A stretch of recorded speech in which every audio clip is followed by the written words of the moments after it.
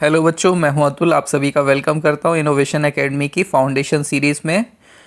और इस सीरीज़ में हम देख रहे हैं class 9th chapter 5 biology portion से the fundamental unit of life. Fundamental unit of life obviously किसको कहते हैं? सेल को कहते हैं।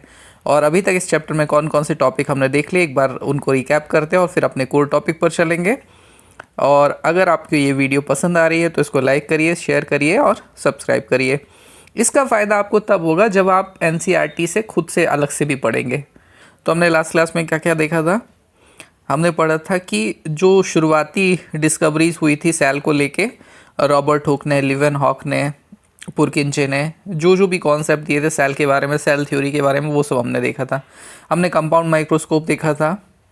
इसके अलावा हमने सेल के स्ट्रक्चर को समझने की कोशिश करी थी, ऑनियन पील की स्लाइड बनाई थी, उससे सेल के स्ट्रक्चर को समझने की कोशिश की थी। उसके अलावा हमने पढ़ा कि दो तरह के ऑर्गेनिज्म होते हैं, यूनिसेलर और मल्टीसेलर। यूनिसेलर मीन्स जिनकी बॉडी सिंगल सेल से मिलकर बनी होती है। मल्टीसेलर जिनकी बॉडी को कंपोज करने के लिए बहुत सारी सेल्स लगती है, उनको कहते हैं multicellular organism. Single cellular organism के एग्जाम्पल क्या होते हैं? Amoeba, chlamydomonas, paramecium, euglena and so on. इसी तरीके से मल्टी सेलर ऑर्गेनिज्म कौन कौन से होते हैं? जो हायर ऑर्गेनिज्म होते हैं, जिनकी बॉडी कॉम्प्लेक्स होती है, जैसे प्लांट्स है, एनिमल्स है और फंजाई है। ये सब क्या होते हैं? मल्टी सेलर ऑर्गेनिज्म होते हैं। डिफरेंट टाइप की सेल्स हमने देखी थी ह्यूमन के बॉडी में, जो डिफरेंट टाइप की सेल्स होती, muscle cells, nerve cells, gametes, वो सब चीज़ें। इसके अलावा नो टू मोर वाला जो ब्लॉक था उसमें हमने देखी थी सेल से रिलेटेड कुछ इंपॉर्टेंट डेट और इंफॉर्मेशन। इसके अलावा हमने देखा था डिवीज़न ऑफ लेबर क्या होता है। जो कॉम्प्लेक्स ऑर्गेनिज्म होते हैं, मल्टी सेलर ऑर्गेनिज्म होते हैं, उनकी बॉडी में डिफरेंट फंक्शन को परफॉर्म करने के लिए सेल जो होती है वो अपने आप को डिवाइड कर लेती है अलग अलग फंक्शन को करने के लिए। इसी तरीके से एक सिंगल सेल के अंदर भी डिवीज़न ऑफ लेबर होता है, क्योंकि उसके अंदर डिफरेंट ऑर्गेनेल्स होते हैं डिफरेंट फंक्शन को परफॉर्म करने के लिए। अगर हम बात करें एक सेल की, तो एक सेल के अंदर जो मेन स्ट्रक्चर्स होते हैं वो क्या क्या होते हैं? Plasma membrane, nucleus and cytoplasm. Plasma membrane outer boundary होती है जो लिमिट करती है साइटोप्लाज्म को और एक्सटर्नल एनवायरनमेंट से अलग करती है सेल को। Second, nucleus. Nucleus centre region में होता है मोस्टली, और ये सबसे बड़ा सेल ऑर्गेनेल्स होता है और ये जेनेटिक हेरिडिटरी मटेरियल कंसिस्ट करता है। साइटोप्लाज्म ये फ्लूइड होता है जिसमें बाकी सारे सेल ऑर्गेनेल्स प्रेजेंट होते हैं। चलिए फिर स्टार्ट करते हैं प्लाज्मा मेम्ब्रेन से। टॉपिक 5.2.1 सेल मेम्ब्रेन या फिर plasma membrane. This is the outer covering of cell that separate the content of cell from the its external environment. The plasma membrane allow or permit the entry or exit of some material in and out of cell. It also prevent movement of some other materials. Cell membrane therefore is called selectively permeable membrane. क्या क्या बातें focus करिए? First thing, एक outer most covering होती है जो separate करती है सेल के कंटेंट को एक्सटर्नल एनवायरनमेंट से, मतलब अंदर बाउंड्री है एक तरीके से, है ना, जो बाहर का एनवायरनमेंट है। जैसे कोई यूनिसेलुलर ऑर्गेनिज्म है, अमीबा। अमीबा पानी में है, तो अमीबा कहाँ से स्टार्ट होगा? जहाँ से उसकी सेल मेम्ब्रेन होगी, है ना, और उसके अंदर का एनवायरनमेंट टोटली सेपरेट होता है वाटर से। इसके बाद ये जो मेम्ब्रेन होती है इसको प्लाज्मा मेम्ब्रेन भी बोलते हैं। और प्लाज्मा मेम्ब्रेन क्या करती है? अलाउ करती है कुछ लिमिटेड रिस्ट्रिक्टेड मटेरियल को, उसके अंदर से कुछ सेलेक्टेड चीज़ें ही अंदर बाहर हो सकती है, जिसको क्या कह रहे हैं? Selectively permeable membrane. ऐसी मेम्ब्रेन जिसके अंदर से कुछ रिस्ट्रिक्टेड चीज़ें अंदर या बाहर एंटर या एग्जिट हो सकती है, उसको क्या कहेंगे? Selectively permeable membrane. मेम्ब्रेन ये सेलेक्ट करती है कि किसको अंदर आना है, किसको बाहर जाना है, इसीलिए उसको कह रहे हैं selectively permeable membrane. How does the movement of substance take place in the cell? How do substance move out of the cell? अब सिंपल सेल के अंदर तो जनरली जो मटेरियल का एक्सचेंज होता है वो किस फॉर्म में होता है? डिफ्यूज़न के फॉर्म में होता है। अब हमको समझना होगा डिफ्यूज़न क्या होता है।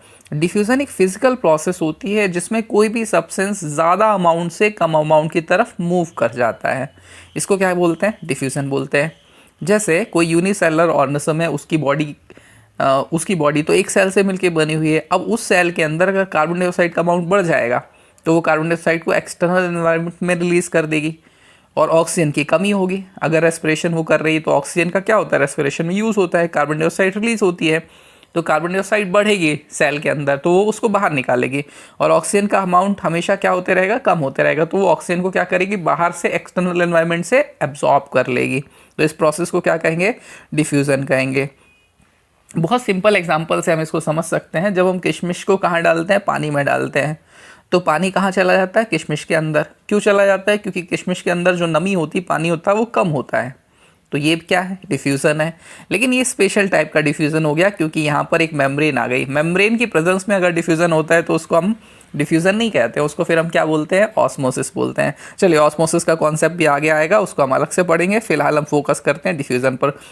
We have studied the process of diffusion in earlier chapter.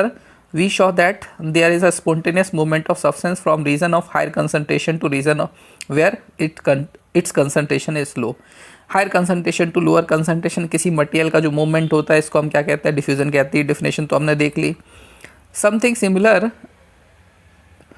Similar to happens in cell when for example some substance like CO2 in cellular waste and required to be excreted out by the cell accumulates in high concentration inside the cell. In the cell external environment, the concentration of CO2 is low as compared to that inside the cell. As soon as there is difference of concentration of CO2 inside and outside a cell, CO2 moves out of the cell from a region of higher concentration to region of lower concentration outside the cell by the process of diffusion. Similarly, O2 enters the cell by process of diffusion when the level of concentration of O2 inside the cell decreases. Thus, diffusion play an important role in gaseous exchange between the cells as well as cell and its environment, external environment. Water also obey the law of diffusion. The movement of water molecules through, चलिए हम अलग से पढ़ेंगे, लेकिन पहले हम बात कर लेते हैं डिफ्यूज़न की। तो डिफ्यूज़न क्या है, किसी भी मटेरियल का ज़्यादा अमाउंट से कम अमाउंट की तरफ मूवमेंट होना। सेल के अंदर कार्बन डाइऑक्साइड का कंसंट्रेशन बढ़ता है क्योंकि रेस्पिरेशन की प्रोसेस में कार्बन डाइऑक्साइड प्रोड्यूस होती है। तो जब ये कार्बन डाइऑक्साइड सेल के अंदर ज़्यादा हो जाएगी एक्सटर्नल एनवायरनमेंट से, तो इसको कहाँ रिलीज़ कर देगी, सेल बाहर। और ऑक्सीजन का कंसंट्रेशन हमेशा कम रहेगा क्योंकि रेस्पिरेशन की प्रोसेस में ऑक्सीजन का तो कंजप्शन होता है, तो ऑक्सीजन एब्जॉर्ब होता रहेगा, कार्बन डाइऑक्साइड रिलीज होता रहेगा by the process of diffusion. अब बात ऑस्मोसिस की। The movement of water molecule through such a selectively permeable membrane is called osmosis. अगर सेलेक्टिवली परमिबल मेम्ब्रेन के थ्रू मटेरियल का एक्सचेंज हो रहा है तो इसको हम क्या कहेंगे, ऑस्मोसिस। खासतौर से लिक्विड मटेरियल के लिए हम बात करते हैं। The movement of water across the plasma membrane is also affected by the amount of substance dissolve in water. Thus osmosis in the net diffusion of water across the selectively permeable membrane towards a higher solute concentration. Generally होता क्या है, जहाँ पर water के molecule ज़्यादा होते हैं वो कम वाटर मॉलिक्यूल्स की तरफ मूव कर जाते हैं एक मेम्ब्रेन को पार करके, जो मेम्ब्रेन क्या है, selectively permeable membrane. Selectively permeable membrane का यहाँ पर मतलब ये है कि केवल वाटर के मॉलिक्यूल को या लिक्विड के मॉलिक्यूल को वो अक्रॉस जाने दे रही है। ठीक है, ये जो मैंने एग्जांपल आप लोगों को किशमिश वाला बताया था, उसमें क्या हो रहा था, किशमिश को हम पानी में डाल रहे थे, वो फूल जा रही थी। क्यों फूल जा रही थी, क्योंकि वाटर का मॉलिक्यूल किशमिश के अंदर पहले कम थे, लेकिन आप वाटर में डाल रहे हो, प्योर वाटर में डाल रहे हो, ऑब्वियसली वहाँ वाटर के मॉलिक्यूल्स ज़्यादा होंगे, तो वो किशमिश की जो मेम्ब्रेन थी उसको पार करके अक्रॉस करके वो कहाँ चले जा रहे थे, किशमिश के अंदर, इसीलिए वो सेल कर जा रही थी, फूल जा रही थी। तो आप लोगों को डिफ्यूज़न और ऑस्मोसिस जनरली एक ही प्रोसेस है। डिफ्यूज़न रैंडमली हम जनरली बिना सेल मेम्ब्रेन के बोल देते हैं, और ऑस्मोसिस में दो बेसिक डिफरेंस है। एक तो सेल मेम्ब्रेन होनी चाहिए, सेलेक्टिवली परमिबल मेम्ब्रेन होनी चाहिए या सेमी परमिबल मेम्ब्रेन होनी चाहिए, और सेकेंड थिंग लिक्विड मीडियम की बात जनरली हम करते हैं किसमें, ऑस्मोसिस में। What we happens if a put a animal cell or plant cell into a solution of sugar or salt in water? अब किसी सेल को अगर आप शुगर और सॉल्ट सॉल्यूशन में डालोगे तो क्या हो सकता है। वैसे तो 3 केसेस हो सकते हैं, डिपेंड करता है कि आपने जो सॉल्यूशन लिया वो कैसा है और सेल के अंदर का सॉल्यूशन कैसा है। सॉल्यूशन तो समझते हैं ना, 2 मटेरियल को आपस में मिक्स कर दिया आपने और उन्होंने वो होमोजेनियस हो गई, उन दोनों में से कोई अलग अलग नहीं दिखाई दे रहा, तो ऐसे सॉल्यूशन को हम क्या बोलेंगे, होमोजेनियस मिक्सचर। ठीक है, जैसे पानी में आप सॉल्ट डालते हैं तो वो कंप्लीटली डिजॉल्व हो जाता है, तो ये मिक्सचर कैसा हुआ, होमोजेनियस मिक्सचर हुआ। नमक डालते हैं तब भी वो डिसअपियर हो जाता है, पूरी तरह से गायब हो जाता है, तो कैसा मिक्सचर हुआ, होमोजेनियस। और होमोजेनियस मिक्सचर को ही हम क्या कहते हैं, सॉल्यूशन कहते हैं। चलिए फर्स्ट कंडीशन हमको बता रखी है क्या, if the medium surrounded the cell has a higher water concentration that then the cell, meaning that the outside solution is very diluted, the cell will gain water by osmosis. Such a solution is known as hypotonic solution. अगर हम ऐसे solution में cell को डाल रहे हैं जिसके अंदर जो सॉल्ट है, ये सॉलिड मटेरियल है जो डिजोल्व है पानी के अंदर, वो कैसा है, कम है, वाटर के मॉलिक्यूल्स ज़्यादा है सेल में वाटर के मॉलिक्यूल्स है, तो ओबियसली क्या होगा, ज़्यादा मॉलिक्यूल्स कहाँ हैं, बाहर की तरफ, तो बाहर से वाटर के मॉलिक्यूल सेल के अंदर एंटर कर जाएंगे और सेल क्या कर जाएगी, स्वेल कर जाएगी। किशमिश के केस में ये चीज़ होती है, किशमिश को पानी में डालोगे तो वो फूलती है, वही कॉन्सेप्ट है। लेकिन बाहर वाला जो सोल्यूशन जो सेल के अंदर एंटर कर रहा है जिसके वाटर के मॉलिक्यूल, उस सोल्यूशन को हम क्या बोलेंगे, हाइपोटोनिक सोल्यूशन बोलेंगे।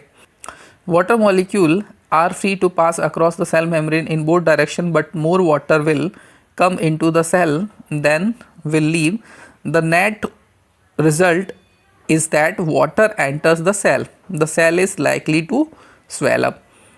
देखिए ऐसा नहीं है कि केवल एक ही डायरेक्शन में सॉल्वेंट के मॉलिक्यूल मूव करते हैं, मूवमेंट तो दोनों डायरेक्शन में होगा, लेकिन नेट मूवमेंट जो होगा वो एक डायरेक्शन में ज़्यादा हो जाएगा। इसका मतलब क्या हो गया, हाइपोटोनिक सॉल्यूशन मतलब बाहर वाले सॉल्यूशन से 10 मॉलिक्यूल वाटर के किशमिश के अंदर चले गए, सेल के अंदर चले गए, है ना, लेकिन अंदर से केवल 2 ही मॉलिक्यूल बाहर आए, तो इसका मतलब क्या हुआ, रिजल्ट अगर आप फाइनल रिजल्ट देखेंगे तो 8 मॉलिक्यूल जो हो गए वो सेल के अंदर पहुंच गए ना, इसीलिए सेल क्या कर जाती है, स्वेल कर जाती है।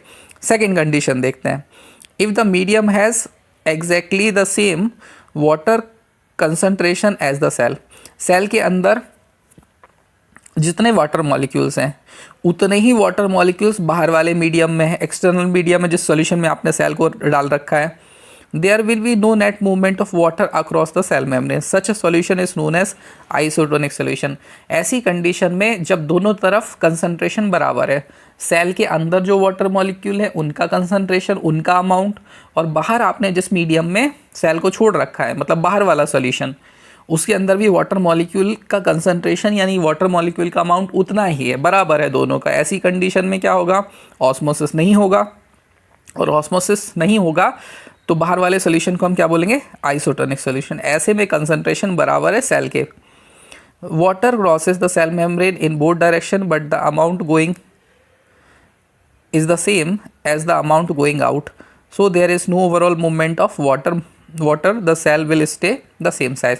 इसमें क्या हो रहा है, सेल के अंदर 5 मॉलिक्यूल जा रहे हैं एसपीएम को अक्रॉस करके, और सेल के अंदर से 5 मॉलिक्यूल बाहर आ रहे हैं एसपीएम को अक्रॉस करके, तो ऐसी कंडीशन में क्या होगा, नेट मॉलिक्यूल का मूवमेंट कुछ नहीं होगा, ज़ीरो हो जाएगा, तो सेल के साइज में कोई फ़र्क नहीं आएगा, तो नेट ऑस्मोसिस की प्रोसेस ज़ीरो हो जाएगी।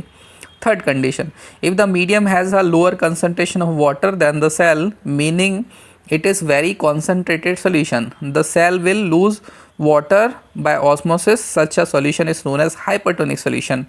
ये क्या कंडीशन है, सेल के बाहर वाला सॉल्यूशन, आपने सेल को ऐसे सॉल्यूशन में डाल रखा है जिस सॉल्यूशन में सॉल्ट जो है वो ज़्यादा है, वाटर का अमाउंट कम है, और सेल के अंदर वाटर मॉलिक्यूल ज़्यादा है, तो क्या होगा, सेल के अंदर से वाटर के मॉलिक्यूल का मूवमेंट कहाँ होगा, बाहर की तरफ, एक्सटर्नल मीडियम की तरफ, सॉल्यूशन की तरफ, और सेल क्या हो जाएगी, श्रिंक हो जाएगी। बाहर वाले सॉल्यूशन को आप क्या बोलेंगे, hypertonic solution. Again water crosses the cell membrane in both direction but this time more water leaves the cell then enters it, therefore the cell will shrink. ऐसे में क्या हो रहा है, सेल के अंदर से ज़्यादा वाटर मॉलिक्यूल निकल के बाहर आ रहे हैं, बाहर से कम मॉलिक्यूल जा रहे हैं। ये वही है कि सेल के अंदर से 8 मॉलिक्यूल निकल के बाहर आ गए और 2 मॉलिक्यूल केवल एंटर कर रहे हैं अंदर की तरफ, तो फाइनल रिजल्ट हमको क्या देखने को मिल रहा है, बाहर की तरफ ज़्यादा मॉलिक्यूल्स आ रहे हैं, बाहर वाले सॉल्यूशन को क्या नाम देंगे, हाइपरटोनिक, कंसंट्रेशन ज़्यादा है ना उसका, इसलिए ऐसा सॉल्यूशन जिसका कंसंट्रेशन सेल के अंदर के सॉल्यूशन के कंसंट्रेशन से ज़्यादा होता है उसको क्या बोलते हैं, हाइपरटोनिक। ऐसा सॉल्यूशन जिसका कंसंट्रेशन सेल के अंदर के सॉल्यूशन के कंसंट्रेशन से कम होता है उसको क्या बोलते हैं, हाइपोटोनिक सॉल्यूशन। और ऐसा सॉल्यूशन जिसका कंसंट्रेशन सेल के अंदर जो कंटेंट है उसके कंसंट्रेशन, उसके वाटर मॉलिक्यूल के कंसंट्रेशन के बराबर होता है तो सोल्यूशन को क्या बोलेंगे, आइसोटोनिक सोल्यूशन। बहुत सिंपल है। आप इसको ऐसे भी समझ सकते हैं कि वाटर मॉलिक्यूल का अमाउंट अगर बराबर है दोनों सोल्यूशन में, सेल में और एक्सटर्नल मीडियम में, तो सोल्यूशन को हम बोलेंगे आइसोटोनिक सोल्यूशन। आई होप आप लोगों को समझ में आया होगा। हाइपरटोनिक, हाइपोटोनिक और आइसोटोनिक सोल्यूशन बहुत इंपॉर्टेंट है। Osmosis is a special case of diffusion. यहाँ पर बता रखा है कि ऑस्मोसिस कुछ नहीं है, डिफ्यूज़न का स्पेशल केस है। बस दो चीज़ें आपको याद रखनी है। डिफ्यूज़न किसी के लिए भी हो सकता है, सॉलिड के लिए, लिक्विड के लिए, गैसेस के लिए। हाँ, ये बात है कि गैस में सबसे ज़्यादा डिफ्यूज़न होता है, लिक्विड में उससे कम, और सॉलिड में तो ऑलमोस्ट नील होता है। लेकिन कुछ सॉलिड्स ऐसे होते हैं, सेमी सॉलिड, जेली वगैरह, उनमें क्या होते रहता है, मूवमेंट होता रहता है। प्लाज्मा स्टेट में जो सब्सटेंस होते हैं उनमें सब्सटेंस का मूवमेंट होते रहता है। लेकिन अगर हम बात करें ऑस्मोसिस और डिफ्यूजन के लिए, क्या नहीं चाहिए होता, एसपीएम नहीं चाहिए होता, सेमी परमिबल मेम्ब्रेन। ऐसी मेम्ब्रेन जिससे सॉल्वेंट के मॉलिक्यूल अक्रॉस जा सकते हैं, ऐसी मेम्ब्रेन की जरूरत नहीं होती है। Osmosis is a special case of diffusion through a selectively permeable membrane. Now let us try out the following activities. और अब हमको क्या करना है, कुछ एक्टिविटीज़ हमको करवा रखी हैं, देखते हैं वो एक्टिविटी क्या है। Activity 5.3, osmosis with an egg. हमको क्या करना है, remove the shell of an egg by dissolving it in dilute hydrochloric acid. The shell is mostly calcium carbonate, a thin outer skin. How enclose the cell? Put the egg into pure water and observe after 5 minutes. What do will observe? The egg swell because water passes into it by the osmosis. हमको क्या करना है, एक egg लेना है, उसको dilute hydrochloric acid में dip करना है, जिससे उसका जो शेल होता है कैल्शियम कार्बोनेट का, वो पूरी तरह से अलग हो जाए। जैसे ही वो कैल्शियम कार्बोनेट का शेल अलग होगा तो जो एग होगा, उसकी जो मेम्ब्रेन होगी ना, वो आपको दिखने लग जाएगी। फिर उसको क्या करना है, वाटर में डाल देना है। हमने कुछ नहीं किया, एग के शेल को डिसॉल्व कर लिया एसिड के थ्रू, और फिर जो एग है उसको हमने कहाँ डाल दिया, वाटर में डाल दिया। और वाटर में डालने के बाद 5 मिनट बाद हमको क्या दिखेगा कि एग जो है वो फूल गया, स्वेल कर गया। और ऐसा क्यों हुआ, क्योंकि एग के अंदर का जो कंटेंट है उसमें वाटर कम था बाहर से, क्योंकि वाटर तो बाहर तो कम्प्लीटली वाटर है, प्योर वाटर है। तो वाटर के मॉलिक्यूल अंदर चले गए ऑस्मोसिस के कारण, एसपीएम को पार करके, मेम्ब्रेन को पार करके एग की, और एग क्या कर गया, स्वेल कर गया। बी पॉइंट है, उसमें क्या लिखा है, place a similar deshelled egg in a concentrated salt solution and observe for 5 minute. The egg shrink. Why? Water passes out of the egg solution into the salt solution because the salt solution is more concentrated. Same वही करना है, egg के shell को dissolve कर लेना है, और अब की बार हमको क्या करना है, उसको कंसनट्रेटेड सॉल्यूशन में डालना है। कंसनट्रेटेड सॉल्यूशन में डालने का मतलब क्या है कि सेल के अंदर जो वाटर का अमाउंट है उससे कम अमाउंट होना चाहिए बाहर वाले मीडियम में। मतलब हम सॉल्ट इतना ज़्यादा डाल देंगे, वाटर के मॉलिक्यूल क्या हो जाएंगे, कम हो जाएंगे। और क्या करना है, छोड़ देना है 5 मिनट के लिए। तो हमको क्या दिखेगा, एग जो है वो श्रिंक कर गया, क्योंकि बाहर वाला जो सॉल्यूशन था वो कैसा सॉल्यूशन था, हाइपरटोनिक। इसके पहले वाला जो केस था जिसमें हम पानी में डाल रहे थे, तो पानी जो है वो एग के अंदर के मटेरियल के मुकाबले वो कैसे बिहेव कर रहा है, हाइपोटोनिक सॉल्यूशन की तरह, इसलिए वो स्वेल कर रहा था। सेल को जब आप किस में डालते हो, हाइपोटोनिक सॉल्यूशन में डालते हो तो सेल स्वेल करती है। सेल को जब आप हाइपरटोनिक सॉल्यूशन में डालते हो तो सेल क्या हो जाती है, श्रिंक कर जाती है। सिंपल सा कॉन्सेप्ट है। चलिए एक्टिविटी अगली वाली जो है वो 5.4, पुट ड्राइड रेजिन और apricot in the plain water and leave them for some time, then place them into a concentrated solution of sugar और salt. You will observe the following. Each gains water and swell when placed in water. However, when placed in the concentrated solution, it lost water and consequently shrink. Simple सी बात है, अगर आप किशमिश को पानी में डालेंगे तो वो क्या करेगी, स्वेल करेगी। और अगर आप अंगूर को चाशनी में या कॉन्सेंट्रेटेड सॉल्यूशन में डालेंगे तो वो क्या करेगा, श्रिंक करेगा। सिंपल सी बात है। Unicellular fresh water organism and most plant cell tend to gain water through osmosis. Absorption of water by plants roots is also an example of osmosis. Osmosis के 2 फायदे दे रखे हैं, 2 बायोलॉजिकल रूल दे रखे हैं। फर्स्ट क्या, जो यूनिसेलुलर ऑर्गेनिज्म होते हैं वो वाटर कैसे गेन करते हैं, ऑस्मोसिस के थ्रू गेन करते हैं। और सेकंड, जो प्लांट्स होते हैं उनमें वाटर का जो एब्जॉर्प्शन होता है वो कैसे होता है, ऑस्मोसिस के थ्रू होता है। सेल टू सेल वाटर का ट्रांसपोर्टेशन होते रहता है, जहाँ पे वाटर ज़्यादा होता है वहाँ से कहाँ की तरफ वाटर शिफ्ट होते रहता है, कम अमाउंट की तरफ, कम कंसनट्रेशन की तरफ। Diffusion is an important exchange of gases and water is in the life of cell. Addition to this, the cell also obtain nutrition from its environment. Different molecules move in and out of the cell through a type of transport requiring use of energy. The plasma membrane is flexible and is made up of organic molecules called lipid and protein. Plasma membrane किसकी बनी होती है, lipid और protein. अगर हम एक साथ बोलेंगे तो क्या बोलेंगे, लिपोप्रोटीन। किससे मिलकर बनी होती है, लिपोप्रोटीन से मिलकर बनी होती है। We can observe the structure of plasma membrane only through an electron microscope. अगर आपको प्लाज्मा मेम्ब्रेन का स्ट्रक्चर देखना है तो आपको किसका यूज़ करना पड़ेगा, इलेक्ट्रॉन माइक्रोस्कोप का यूज़ करना पड़ेगा। इसके